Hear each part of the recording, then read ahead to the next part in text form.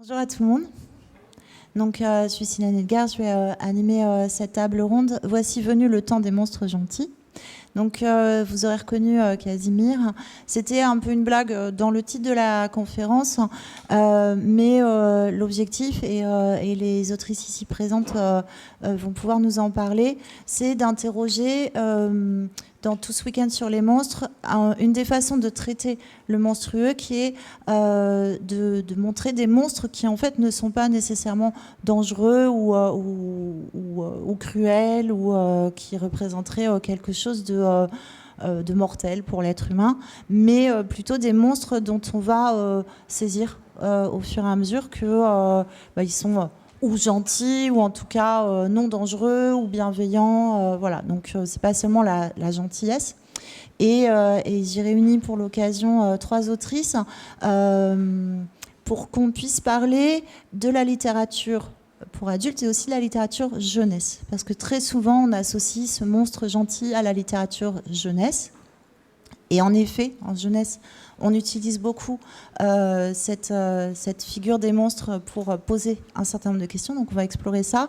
Mais je pense, et on va pouvoir explorer aussi ça en adulte, c'est quelque chose qui est transverse et qui n'est pas associé systématiquement à la littérature jeunesse, que des fois on réduit dans notre pays à voilà, quelque chose de mignon.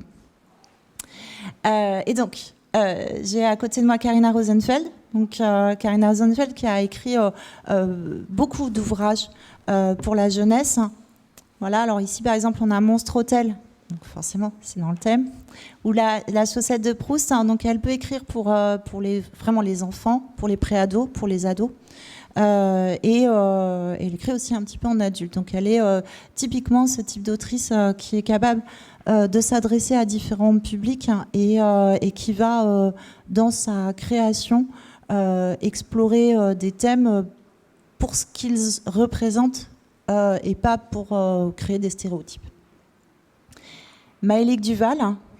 Donc Maëlys Duval qui elle écrit, là on a les Scrops qui sont là, qui écrit en adulte exclusivement et qui de la même manière en fait va se saisir du monstrueux parfois dans certains textes, non pas tant pour faire de l'horrifique ou quoi que ce soit, mais pour aller interroger d'autres choses. On va pouvoir l'écouter sur le sujet.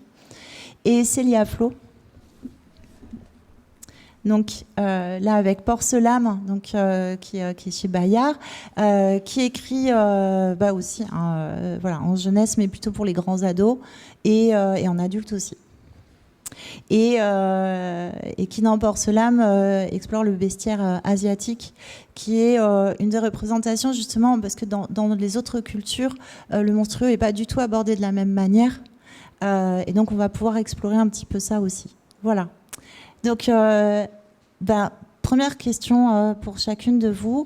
Vous, dans vos œuvres, où sont les monstres déjà, quelle figure vous retenez de monstres gentils, entre guillemets, ou bienveillants, qu'il vous a intéressé de traiter? Maëlys. J'ai pensé juste en entrant ici que j'avais un monstre dans un autre, pas dans Scrops, dans La légende des plumes mortes. C'est tout simplement un enfant dont la croissance est différente des autres personnes. Et je me suis dit, mince, ça c'est une figure de monstre aussi. Et en fait, j'ai pas trop de... si, là c'est des animaux, mais sinon c'est juste la différence, en fait, tout simplement. Enfin, c'est ce qu'on trouve toujours... Dans les questions sur les monstres, c'est les questions sur la différence, la norme, etc., etc. Tu peux nous dire dans les Scrops comment sont tes monstres? Oui, en fait, c'est des animaux. Les humains vont sur une planète, ils colonisent la planète, ils découvrent des animaux. Et pour eux, ces animaux sont obligatoirement domesticables, comme un petit chaton. On sait que les chats, c'est quand même des félins, des animaux sauvages, avec des griffes et des dents. Mais l'être humain, comme il voit une boule de poil, il se dit, il rapporte tout à soi et il se dit, cette bestiole-là, elle est obligatoirement mignonne et je vais la domestiquer. Et ça ne se déroule pas exactement normalement, mais après, la bestiole en elle-même, elle n'est pas monstrueuse. Enfin, je veux dire, elle n'est pas méchante. Après, le monstre n'est pas méchant. Enfin, voilà. Merci. Célia peut-être ou Karina? Personnellement, ce que j'ai voulu explorer, ce qui m'a vraiment intéressée, c'est que dans la mythologie asiatique, il existe ce qu'on appelle des monstres sacrés ou des animaux sacrés qui conjuguent à la fois l'aspect animal, puisque ce sont des animaux, donc des animaux mythiques, le phénix, le tigre, le dragon, etc., donc qui ont cet aspect animal, mais qui sont en même temps des dieux. Puisque ce sont des divinités auxquelles on associe des pouvoirs magiques, notamment en lien avec les éléments. Peut-être que vous connaissez le Feng Shui, qui consiste à aménager ces espaces en fonction des énergies et qui découle de cette même légende. Et en même temps, ces êtres qui sont à la fois animaux et divins doivent plus ou moins communiquer avec les hommes d'une façon assez complexe et donc qui peut amener tout un tas d'incompréhensions et de difficultés. Et donc j'avais envie d'opposer, de confronter tous ces aspects dans ce roman-là entre l'animal, le divin et l'humain. Voilà. Merci. Karina, alors, dans ton œuvre conséquente, là tu as Monstre Hôtel et La Chaussette de Proust, mais n'hésite pas à parler d'autres titres aussi, hein, si tu as envie. Donc ce monstrueux qui peut être... disons, non dangereux. Oui, alors, on m'entend là? C'est bon, ça marche? J'ai effectivement pas mal de monstres dans mes romans. Et c'est marrant parce que c'est en étant sur ce festival, et j'ai déjà fait une table ronde vendredi où on parlait du monstre, où j'ai réalisé que c'était quand même un sujet que j'abordais assez fréquemment, pas que, mais dans pas mal de livres.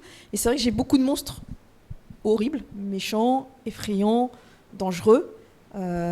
Et puis j'ai ces deux histoires. Alors Monstre Hôtel, c'est en 4 tomes où j'ai fait des monstres gentils. Et comme je disais, je suis la génération Casimir justement, et j'ai grandi en regardant Casimir à la télé quand j'étais gamine avec mon petit frère. Et pour moi, le monstre en réalité, dans une part de mon esprit, n'est pas, grâce peut-être à Casimir, associé forcément au méchant. Et j'ai eu l'idée, ça a commencé avec Monstre Hôtel, d'écrire une histoire où les monstres sont super choupinés. C'est des peluches, hein. C'est un peu des Totoro. Hein. Totoro, il est super, il est gros, mais il est gentil et tout ça. Voilà. On les voit mieux, tu sais, à la fin, il y a une espèce de petit bestiaire. Et voilà. Et en réalité, l'être humain, effectivement, les voit comme des monstres parce que, comme le disait Maëlys, c'est la différence. Ils ont des poils, ils ont plusieurs yeux, des cornes, ils sont grands, petits, gros, rouges, bleus, roses, verts, ils ont 4 bras, des choses comme ça. Donc, mais en réalité, ils sont très mignons et très gentils. Et là, l'héroïne a 10 ans dans le premier tome et les monstres ont le même âge qu'elle. Donc, une fois qu'elle a su dépasser la différence, elle se rend compte que c'est des enfants comme elle. Et avec les mêmes préoccupations, ils vont à l'école, dans leur école de monstres. Et donc, voilà. Et là, c'était intéressant d'explorer justement l'aspect, une fois qu'on a dépassé la première frayeur, parce que forcément, quand elle les croise la première fois, elle est un petit moment de « qu'est-ce que c'est que ça ?» d'aller explorer tous les points communs qu'ils peuvent avoir et toute l'amitié et l'entraide et solidarité qu'ils vont créer dans toute l'équipe, au-delà de l'apparence et de la différence. Voilà, donc c'était intéressant d'explorer cette facette-là du monstre après en avoir fait un paquet de pas beaux dans plein d'autres romans. Merci. Oui, tu dis qu'à la première rencontre, elle a peur des monstres, mais les monstres font exprès de lui faire peur. Oui, alors pas tout de suite, mais c'est vrai qu'ils essayent de chasser. Enfin, en principe, les humains ne les voient pas. Ils sont invisibles aux yeux des humains, et elle a cette capacité ou ce pouvoir de voir ces monstres. Elle est la seule. Donc quand elle hurle parce qu'elle les voit et que ses parents débarquent, ils sont là, mais tu vas pas bien, il n'y a rien. Et ils disent, ah ben ils sont là au milieu de la pièce. Mais enfin, tu as beaucoup d'imagination. Et eux, pour se protéger face à cette humaine particulière qui les voit, leur premier réflexe, c'est de vouloir l'effrayer, pour dire, pas de touche, tu t'approches pas de nous, parce que eux, les monstres, voient les humains comme le danger. C'est ça toute l'histoire, c'est que pour les monstres qui sont mignons, gentils, pacifiques, l'humain est le monstre. Donc il y a le miroir comme ça.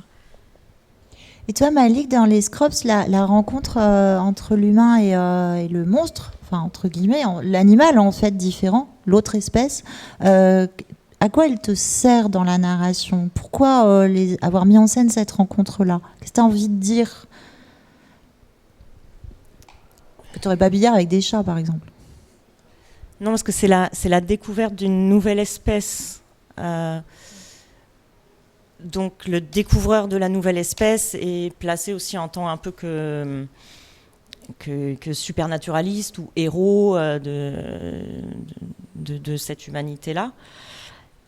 Mais très franchement, je ne sais pas quelle raison très précise j'avais de décrire ce moment-là. Je sais plus. Peut-être, est-ce que... moi, l'impression que j'ai eue, que ça nous servait en fait à mieux comprendre l'humain, de la même manière que la rencontre avec les monstres gentils permet de voir voilà, où sont les peurs de la différence. Ça me revient. Ça me revient. En fait, quand l'humain découvre les Scrops, les petites bêtes, il commence par les comparer à des espèces qu'il connaît, à des poules poilues mignonnes avec un bec mou. Et donc il rapporte toujours à ce qu'il connaît, de la même manière qu'il rapporte à lui-même le fait qu'un animal doit être domestique. Donc je pense que c'était ça. Je l'ai écrit il y a un peu longtemps et je ne l'ai pas relu, je suis désolée. Et Célia, du coup, toi, la rencontre avec ce monstre sacré, à quoi elle te sert pour parler de l'humain? En fait... La première rencontre qui existe, c'est tout simplement que chaque clan a donc un animal sacré, et donc chaque clan va prier l'animal sacré, créer des temples pour l'animal sacré, etc. Mais quelque part, l'animal sacré reste extrêmement mystérieux dans son fonctionnement et dans sa communication. Et c'est au moment où, tout d'un coup, la rencontre se fait, que ça lève des espèces de malentendus, en fait, sur... qu'est-ce que l'être divin attend, quel message il veut transmettre aux humains, etc. Et c'est une manière pour moi de montrer l'évolution en fait de l'être humain, puisque quelque part, nous les êtres humains, nous sommes à la fois les humains et à la fois les monstres, et à la fois, peut-être avons-nous aussi une part de divinité et de surnaturel en nous. Et du coup, c'est une manière de montrer tous ces différents aspects de l'humain.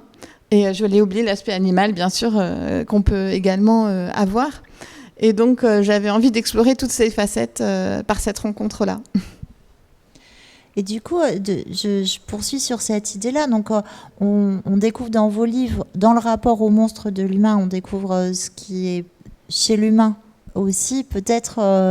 parfois monstrueux. Est-ce que ça vous arrive d'utiliser le monstre pour qui n'est pas forcément dangereux, en fait, pour montrer que l'humain, lui, il peut être dangereux?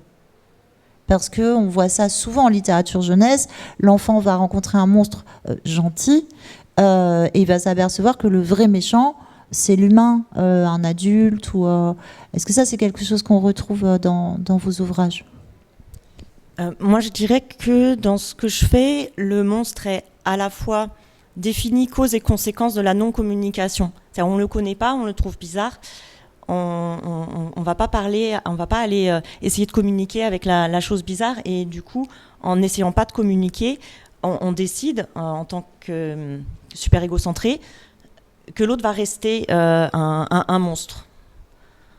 Et éventuellement, si l'autre qui voit aussi l'autre autre comme un monstre, s'il y a la communication, il n'y a presque plus de monstres, peut-être. Karina? Oui, mais c'est ça, en fait. Olivia, l'héroïne de Monstre Hotel, une fois qu'elle fait connaissance des monstres et qu'elle se rend compte qu'ils ont beaucoup plus de points communs que de différences, la communication l'aide à se rendre compte qu'ils ne sont pas du tout des monstres, et que l'adulte et l'être humain, le vrai monstre et le vrai méchant dans l'histoire, c'est un être humain, c'est un adulte. Et c'est quelqu'un qui veut exploiter, parce qu'ils ont un peu de magie quand même, les monstres, il faut bien qu'il y ait une petite dose de magie dans mon histoire, et qui veut exploiter les pouvoirs pour son propre intérêt. Et c'est pour ça qu'il est en train de fomenter tout un plan, le sale bonhomme. Et c'est lui le monstre. D'ailleurs, dès la fin du premier tome, il essaye de frapper Olivia qui a quand même que 10 ans. Alors évidemment son père d'Olivia le chope au moment où il lève la main et c'est quand même un acte de violence envers une gamine et on va découvrir au fur et à mesure de qui il est vraiment, etc. Et ça permet d'explorer toutes ces facettes-là et de montrer qu'en réalité le monstre, c'est pas l'apparence qui fait le monstre, on va dire d'une certaine manière, c'est l'âme. Qu'est-ce qu'on a au fond de nous ? On peut être très beau et être une pourriture et être très laid et être quelqu'un de magnifique à l'intérieur. Donc l'apparence... Et alors que l'être humain va en tout cas juger sur l'apparence d'emblée, c'est la première chose qu'il va faire, c'est ce qu'il voit et qui va catégoriser la personne en face de lui en fonction de ce qu'il a vu. Et après, est-ce qu'il a le courage et la volonté d'aller au-delà de l'apparence pour pouvoir surmonter ça et voir ce qu'il y a à l'intérieur de la personne, pour pouvoir la juger autrement ? C'est tout un cheminement, hein, et tout le monde n'est pas prêt à le faire. Et c'est intéressant dans l'histoire de voir ceux qui sont prêts à le faire et qui vont aller au-delà de l'apparence et ceux qui vont s'arrêter là et qui vont décider c'est un monstre, c'est terrifiant, c'est mauvais, c'est voilà. Donc c'est là où on se rend compte que on est toujours plein de jugements et d'a priori avant d'essayer d'aller vers l'autre. Ouais, après, il y a ce que tu as, toi, dans Porcelam, c'est les monstres sacrés, qui là sont monstrueux parce qu'intouchables, quasi, comme un monstre de scène, comme un... Et il y a effectivement, au départ, une distance qui s'établit avec ces animaux sacrés, comme tu le dis très bien. Et on peut dire que mon héroïne, dans le tome 1, Tomoe, vénère le Kirin parce que le Kirin est le symbole de l'harmonie, de la paix, etc., et du pacifisme. Donc elle se sent vraiment très proche de lui. Et à l'inverse, elle éprouve une grande méfiance. Et vraiment, elle déteste le tigre parce que le tigre symbolise la force. Les guerriers. Et donc, elle, c'est quelque chose qui lui fait extrêmement peur, d'autant plus que le seigneur tigre est en train d'essayer d'envahir la montagne sacrée du Kirin. Et donc, pour elle, le tigre, qui symbolise d'une certaine manière la violence, est forcément un ennemi. Et du coup, c'est une évolution aussi qui va se produire, de voir si, en fait, le tigre est-il vraiment ce qu'elle croit ? Comment on utilise la force et la violence ? Est-ce qu'un guerrier est forcément quelqu'un de violent, d'agressif, et donc pour elle un ennemi est quelqu'un de mauvais. Donc il y a cette réflexion autour du monstre, autour de la violence dont peut faire preuve le monstre, et que j'ai voulu essayer de montrer dans cette histoire. Donc en fait on retrouve un petit peu cette idée que les monstres ils vont être utiles pour montrer qu'on est trop dans le regard, dans le jugement, dans l'a priori, servir un petit peu de contrepoint pour aller explorer la monstruosité des fois chez l'humain. Pour autant, ils sont pas gentils au sens humain. Alors toi, dans Monstre Hôtel, ils sont gentils, mais les animaux, les monstres sacrés ne le sont pas spécialement, les scorpions ne sont pas spécialement gentils. C'est pas la question en fait. Ça, c'est quelque chose dans le... Là, tu parles d'animaux, on est sur l'entre-deux entre les animaux et les monstres. Dans notre vision d'humain, l'humain est supérieur, c'est l'espèce supérieure, même des fois on ne se considère pas vraiment comme des animaux, comme si on était extrait de cette nature-là. Et le monstre, est-ce que c'est une façon pour vous de représenter d'autres espèces animales, mais en forçant le trait ? Casimir, par exemple, c'est pas vraiment un monstre en fait, c'est un dinosaure. Est-ce que ça vous parle, ça, cette idée que le monstre, en fait, c'est l'animal d'une autre espèce ? En fait, pour moi, il y a toute cette mythologie autour des yokai au Japon, en fait, qui fait que l'animal, lorsqu'il vit très longtemps, il acquiert des pouvoirs et il se transforme en monstre. Et même les humains, en fait, peuvent acquérir des pouvoirs et se transformer en dieu de par la spiritualité. Et je suis très intéressée par cette évolution, en fait. C'est pas une rupture, c'est pas une cassure comme on peut dire aujourd'hui dans notre monde, en fait, où on dit c'est un animal, il sera toujours un animal, nous sommes des humains, nous serons toujours des humains. Alors que là, en fait, dans cette philosophie, il y a un continuum qui se crée et qui m'intéresse beaucoup en disant L'animal, par exemple, peut-être vous connaissez, les renards à 9 queues peuvent se transformer en êtres humains et faire semblant d'être des humains. À l'inverse, certains humains acquièrent des pouvoirs magiques et deviennent des dieux, etc. Donc c'est un continuum, c'est une évolution. Et ça me plaît cette idée, en fait, de continuer de se transformer, en fait. Voilà, de se transformer en devenant l'autre. Voilà. Dans Rêver peut-être, Maëlik, ton dernier roman, qui semble réaliste en tout point. Pour autant, on a un personnage qui va avoir des sortes de créatures chez lui. Des monstres du placard. Alors, c'est quoi ces monstres du placard ? Et c'est toutes ces peurs et ces rêves, ces regrets, ces fantasmes, c'est absolument tout ce que ce personnage à la fois cache à l'intérieur à l'intérieur et à la fois voudrait le donner à l'extérieur. C'est un personnage qui rêve d'écrire un roman et on ne sait jamais si le roman va être finalement écrit ou pas. Et toutes les petites bestioles dans le placard sortent du placard, font peur au début, et après, en fait, ça a fait comme dans Monstre Hôtel, que j'avais pas lu à ce moment-là, pas plagiat, et qui deviennent tout mignons, et comme des petites boules de poils qui chatouillent, qui griffonnent, qui essaient aussi d'écrire en piquant un stylo. Mais ça, on ne sait pas si c'est dans l'imagination ou le lecteur ou la lectrice peut décider que les petites bestioles sont vraiment là. Tu as un personnage en parallèle qui, lui, va essayer de comprendre sa plante.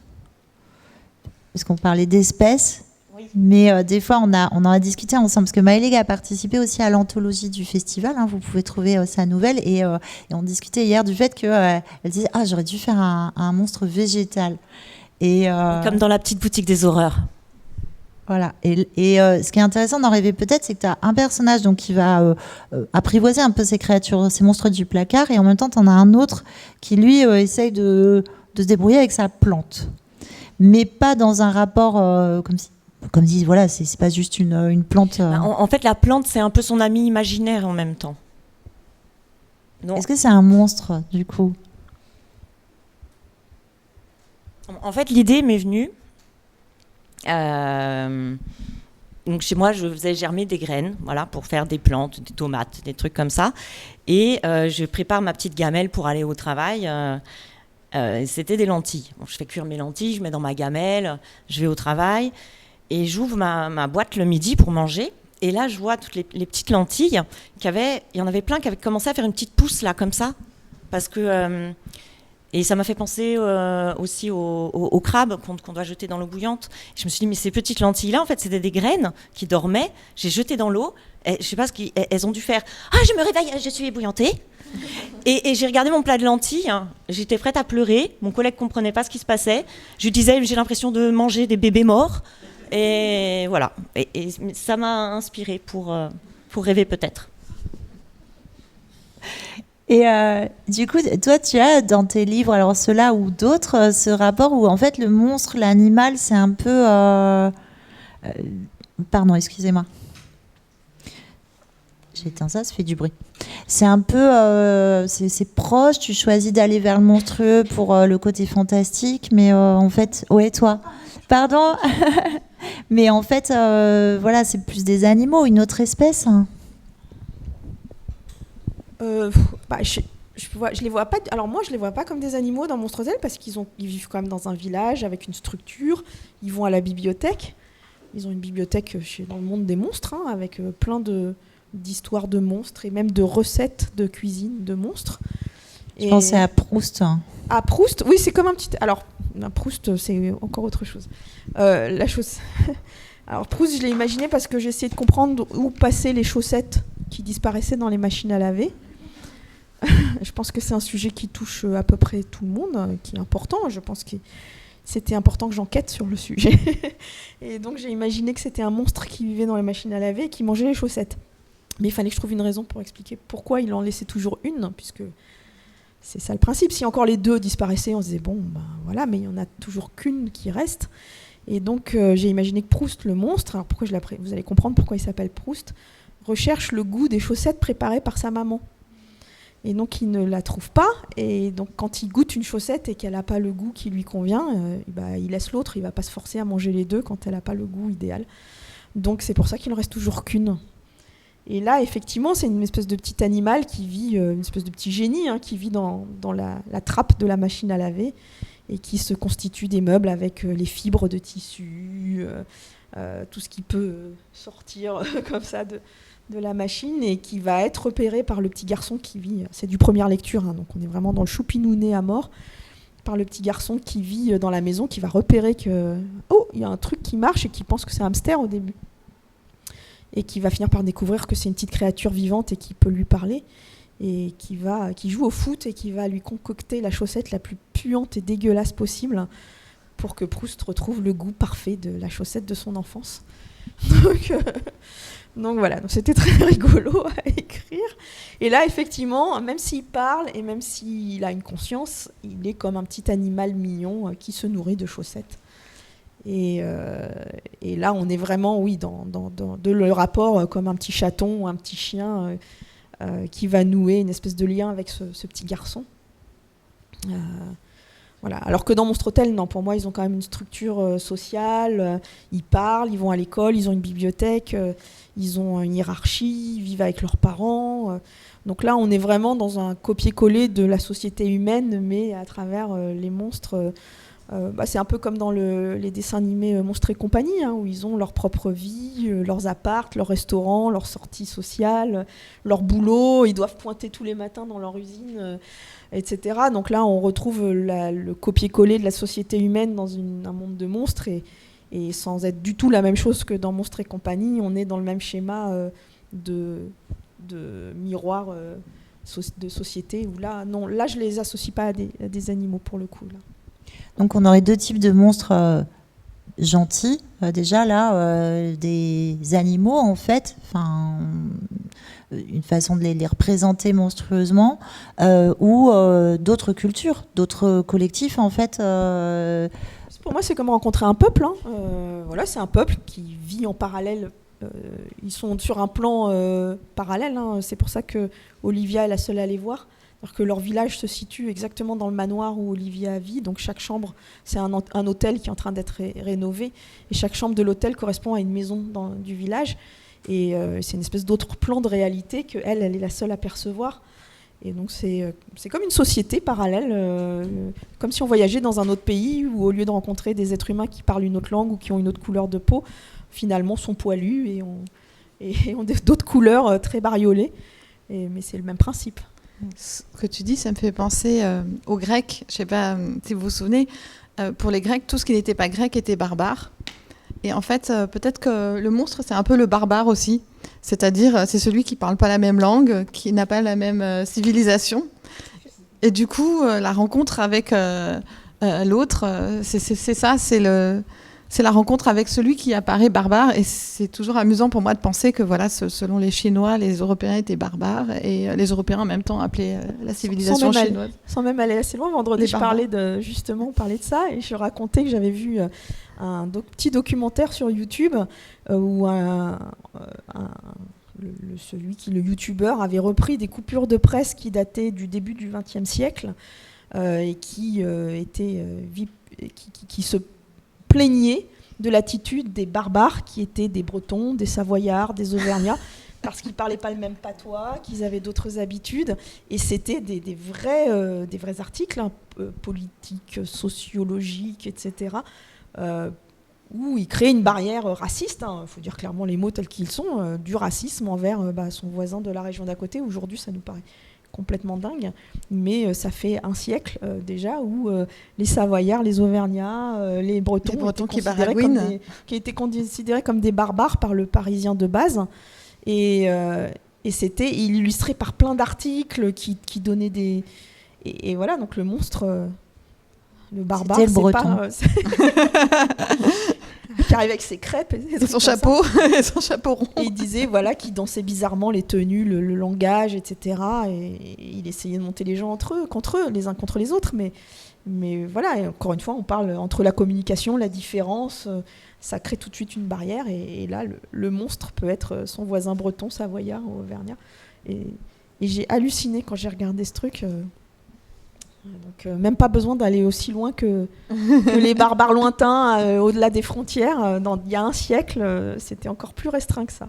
C'était fou comme truc. Dans l'anthologie, on a un article de Claire Callan, qui est chercheuse et qui travaille sur Tolkien, c'est les 50 ans de Tolkien, et qui travaille sur les frontières, justement, chez Tolkien, et les peuples des frontières qui sont barbares, qui sont différents, qui sont monstrueux dans leur représentation, mais en fait, que peut-être on ne comprend pas, tout simplement. Est-ce qu'on comprend vraiment les orques ? Bon, Sauron, il est vraiment méchant, mais... Et du coup, j'ai l'impression que cette question du monstre gentil, bienveillant, en fait, ou en tout cas non dangereux, va permettre d'interroger les normes. Il me semble que c'est comme ça que vous vous en servez de ces monstres-là.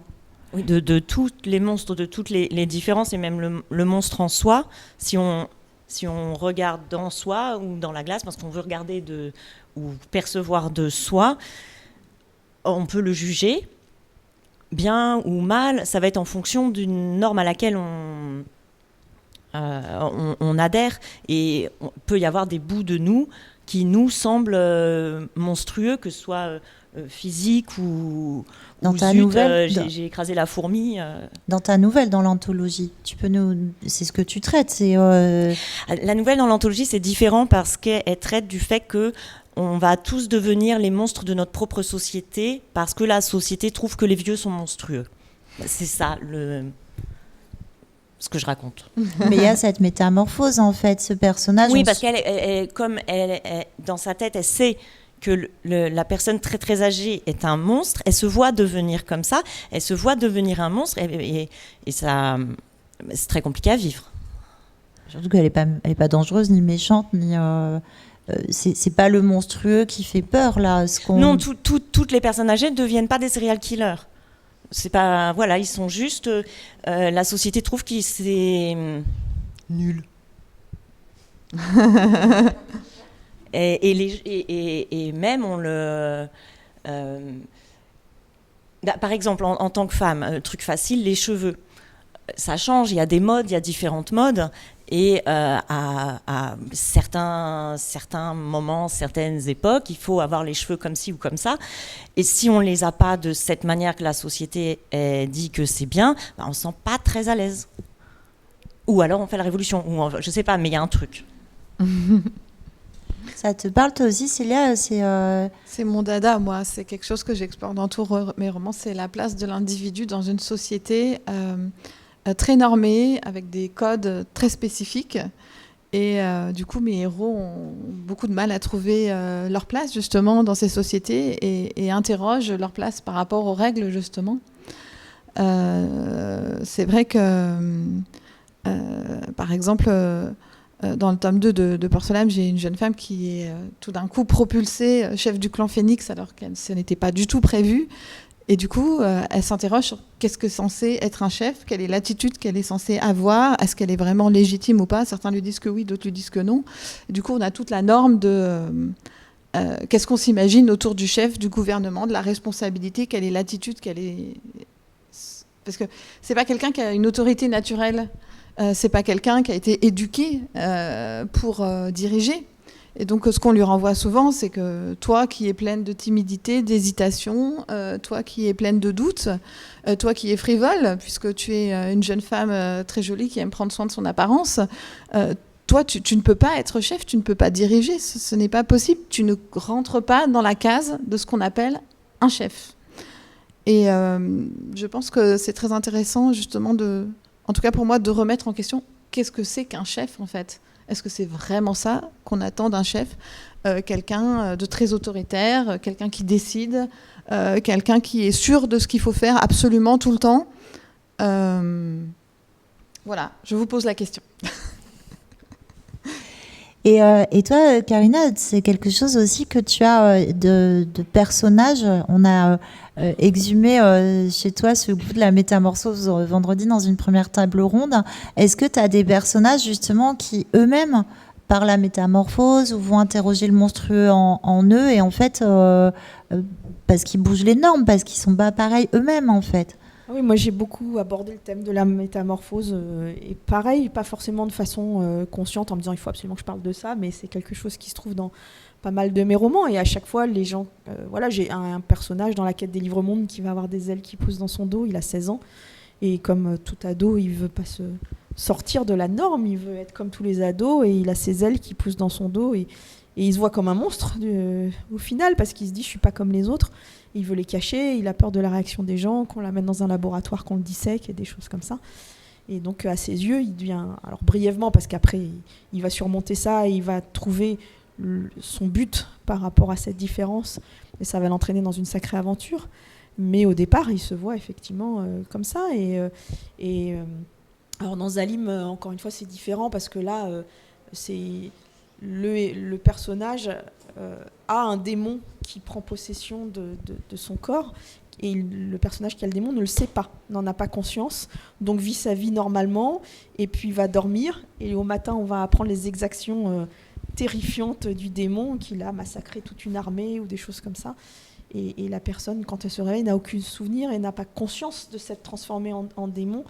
Et l'idée dans le premier tome de Zalim, c'est qu'on a toute une palette de personnages et l'idée c'est de donner des fausses pistes pour savoir qui a le démon.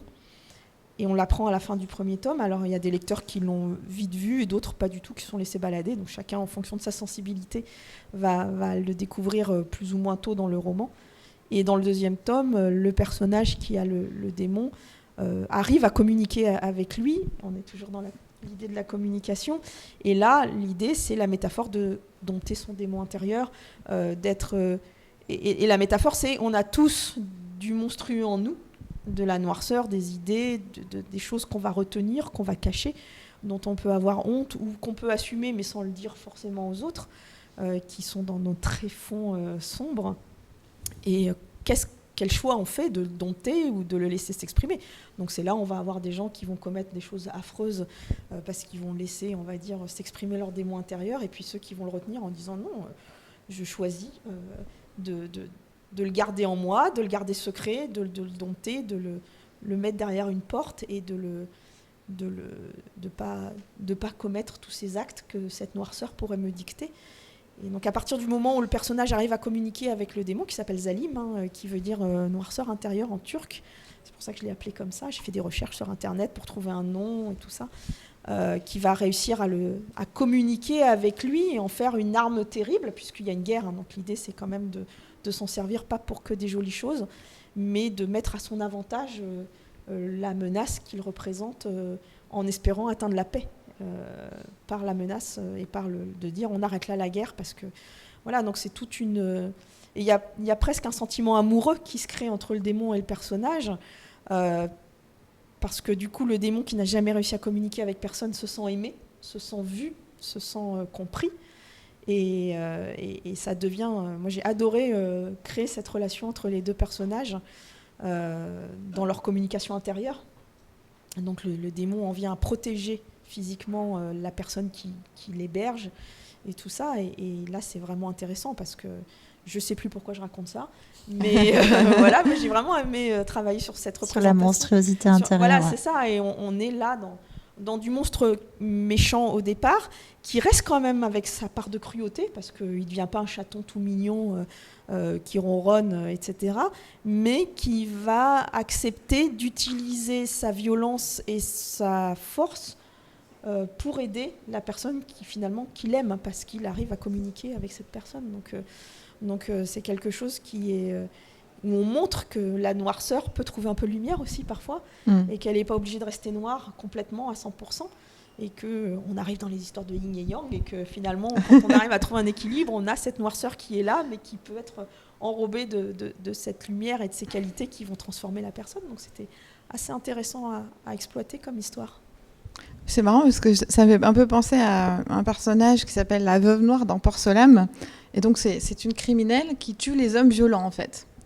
Et le portrait de cette criminelle, c'est celui de mon héroïne. Et donc, en fait, mon héroïne essaye de comprendre si elle a un lien avec cette criminelle. Et parfois, elle se demande même si elle n'est pas cette criminelle. Parce que, vu qu'elle-même déteste la violence, elle se dit non, c'est pas possible, ça peut pas être moi. Et en même temps, vu qu'elle tue des hommes violents, elle se dit bah oui, mais en même temps, quelque part, est-ce que cette violence n'est pas légitime? Donc, ça me fait un peu penser à ça, cette réflexion sur cette violence, est-ce qu'elle vient de moi, est-ce qu'elle vient pas de moi, quel est mon lien et ma relation avec cette violence et cet aspect démon. Tu traites cette question aussi, toi, Maëlie, du monstre qu'on a en soi? Je pense à chaque fois.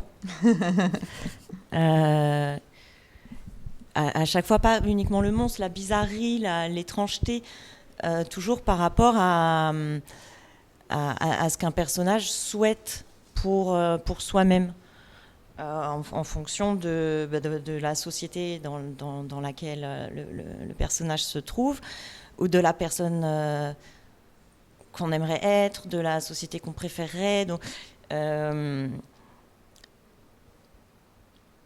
y a toujours dans mes personnages une sorte d'insatisfaction d'être ou de ne pas être la personne qu'on souhaiterait peut-être être, mais peut-être qu'on a tort. Avant de me tourner vers vous, si vous avez des questions, j'aimerais bien du coup qu'on revienne à cette première hypothèse. On associe le monstre gentil donc à la mignonitude. On a vu que c'est pas forcément le cas. Qui est battant gentil, et on l'associe très souvent à la littérature jeunesse. Or, il me semble que là, on vous a montré que c'est assez complexe, hein, quand même. Il y a beaucoup de choses qui se jouent dans vos écrits et dans ces questions-là.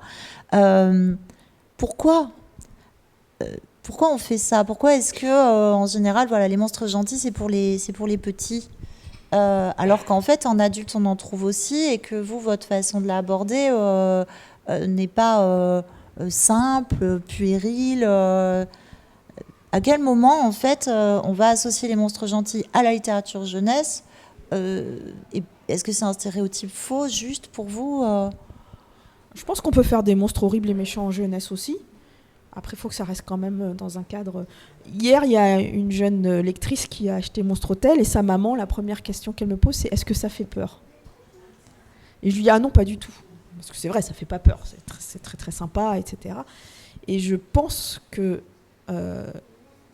pour moi, ça m'a amené une réflexion de me dire, il y a des enfants qui ont aussi pas envie de ressentir la peur, l'inquiétude en lisant un livre, et en même temps de se confronter à une histoire de monstres qui font pas peur, ça les aide peut-être à surmonter cette crainte d'avoir peur, justement face aux monstres. Et donc de plonger dans un univers où ils iraient pas naturellement parce qu'ils disent ah non mais moi les trucs qui font peur j'aime pas, ou je vais faire des cauchemars ou des choses comme ça, et d'arriver quand même à aborder le thème du monstre et de la différence sans plonger dans un truc terrifiant et horrifiant, ça permet d'aborder le sujet en douceur, voilà. Et c'était intéressant parce que c'est pas la première fois qu'on m'a posé cette question, est-ce que ça fait peur, parce que c'est une histoire de monstre, donc automatiquement la première chose que les gens vont penser c'est ça fait peur, et là on arrive à rassurer l'enfant, le jeune, en lui disant non, les monstres ne font pas forcément peur, tu peux confronter la monstruosité, la différence sans en arriver à faire des cauchemars, et je trouve ça intéressant. Par contre, un jeune de 10 ans qui va vouloir lire Zalim, qui s'adresse quand même à un public nettement plus adulte, là je vais dire non, c'est violent quand même, il y a des scènes bien enfin, je veux dire, j'ai dit, c'est un démon, il n'est pas gentil, hein, donc voilà. Mais il y a des ados de 14-15 ans qui vont lire et qui vont être justement, eux, attirés par ce genre de choses parce qu'ils vont se confronter à leur propre peur et tout ça. Donc je pense que ça peut se faire progressivement vers quelque chose de plus effrayant. Mais cette question de est-ce que ça fait peur, elle revient souvent. Et j'ai eu des parents, alors la chaussette de Proust, très rarement, mais il y a quand même un ou deux parents qui ont pu me dire « Ah non, mais il y a un monstre dans l'histoire ». C'est du première lecture, hein, c'est à partir de 7 ans, donc pensez bien que mon objectif, c'est pas de traumatiser les enfants en CE1. Donc voilà, mais tout de suite, c'est « Ah oui, mais il y a un monstre, alors ça va lui faire peur ». Donc je suis obligée de leur expliquer, mais non, mais c'est comme un petit chaton, il est mignon comme tout. Ah non, parce que déjà, ils ont associé l'image du monstre à « ça va faire peur à mon petit ». Et donc c'est là où on voit aussi que c'est bien de pouvoir peut-être franchir cette barrière pour l'enfant, de se dire mais n'aie pas peur, ça va aller, je t'accompagne, ils sont mignons. Donc on a en jeunesse la nécessité d'avoir des monstres gentils aussi, justement pour que ce soit pour aborder certains sujets mais sans que ça fasse peur. Mais est-ce qu'on peut avoir des monstres gentils en adulte aussi, avec la même fonction ou pas d'ailleurs? Dans la légende des plumes mortes dont je parlais tout à l'heure, avec le garçon qui n'a pas la même croissance que tout le monde, donc c'est un personnage monstrueux et en fait il va révéler les gens autour de lui de manière assez basique. Il y a un truc pas pareil et les personnages autour qui vont chacun réagir à leur manière, à leur mesure, etc. Devant un personnage différent qui lui-même n'a pas énormément de prise sur l'action, en fait. Je ne sais pas si ça répond à la question. En fait, derrière, moi, ce que j'aimerais essayer de comprendre, c'est est-ce que ce monstre non dangereux ou gentil, il va être limité pour des raisons narratives à la littérature jeunesse, ou finalement, on va en trouver avec le même effet en littérature adulte, que c'est juste un stéréotype qu'on a. En fait... Je pense que ça dépend beaucoup de la conception que la personne a d'elle-même. Moi, j'ai remarqué que mes romans sont lus à partir de 12 ans. Quand je dis ça se lit à partir de 12 ans, certaines personnes, certains adultes font 2 pas en arrière en mode « puisque se lit à partir de 12 ans, alors surtout moi qui suis un adulte, ça ne me concerne pas. Et s'il y a des monstres gentils, oulala, non, moi je ne fais que des choses sérieuses où les gens périssent dans un bain de sang. » Personnellement, c'est pas du tout comme ça que je le conçois les choses. Parce que je pense qu'on évolue tout au long de notre vie et en tout cas moi je cherche ma place et ma personnalité et qui je suis tout au long de ma vie et donc je suis touchée aussi par des personnes qui se confrontent à l'autre, qui n'est pas forcément méchant tout au long de sa vie et je ne ressens pas ce besoin de me prouver que je suis un adulte avec des choses hyper violentes, hyper sanglantes, etc. Je pense que oui, il y a une part de stéréotypes et de façon de se considérer soi-même. Si vous pensez que le fait de lire de la littérature jeunesse vous rend moins adulte, eh bien c'est peut-être que votre façon d'être adulte est très fragile en fait. C'est ça, c'est comme les gens qui passent. On a eu une ce matin. Hein. Ah, j'ai passé l'âge de lire des histoires, de rêver, de découvrir, d'explorer. C'est triste. Que ce soit le monstre méchant ou gentil. Hein. Il n'y a pas d'âge, je pense. Et que le monstre soit méchant ou gentil, je veux dire, bien sûr, naturellement, certaines personnes aiment l'horreur, etc. Et c'est très bien. C'est juste que je pense que ça n'empêche pas, en fait, de s'intéresser à d'autres formes d'histoire, que l'un ne doit pas empêcher l'autre. Et je pense qu'encore une fois, ces frontières et ces catégories sont plutôt... négative et encore une fois une façon de s'enfermer dans des cases en disant un adulte doit lire ceci et ne doit pas lire cela. Un enfant doit lire ceci et ne doit pas lire cela. Voilà, dans une histoire d'adulte, on peut pas avoir de monstres gentils parce que tout de suite ça ramène à l'enfance. Non, on peut peut-être avoir des créatures fabuleuses. C'est ça. Mais c'est la même chose. Il y en a beaucoup dans la littérature, on les connaît bien. Mais dans les contes, par exemple, il y a toutes ces créatures fabuleuses. Et des fois terrifiantes et des fois non, et on a associé le conte à l'enfance en fait, donc ce dont souffre l'imaginaire souvent s'il y a des monstres c'est que c'est pour les petits, et nous-mêmes dans le milieu de l'imaginaire c'est s'il y a des monstres gentils c'est que c'est pour les petits, comme si on continuait à catégoriser encore une fois là où on râle contre les catégories du reste du monde littéraire. Alors, merci beaucoup. Je vais me tourner vers vous si vous avez des questions, mais vous avez très bien démontré, il me semble, parce que moi, je vous lis. Et je vous lis... alors, évidemment, je regarde sur la couverture pour quel public vous l'avez fait, parce que ça m'intéresse aussi de voir. Mais je vous lis à travers tous vos écrits. Et je trouve, ce qui m'intéresse si je vous lis, c'est que j'aime voir comment ces questions-là qui vous occupent, la métamorphose, la monstruosité, la différence, la norme, comment vous allez les traiter justement à différents niveaux, avec différents genres et pour différents âges. Et de fait, c'est pour ça que j'avais envie de vous avoir toutes les trois. Peut-être on peut conclure là-dessus sur peut-être que les monstres gentils sont là ou pas. Peut-être qu'on a tous, on est toute une assemblée de monstres gentils, enfin j'espère, et que tout en abritant des monstres moins gentils aussi, comme une forme de dualité. Merci beaucoup. Merci Merci. beaucoup.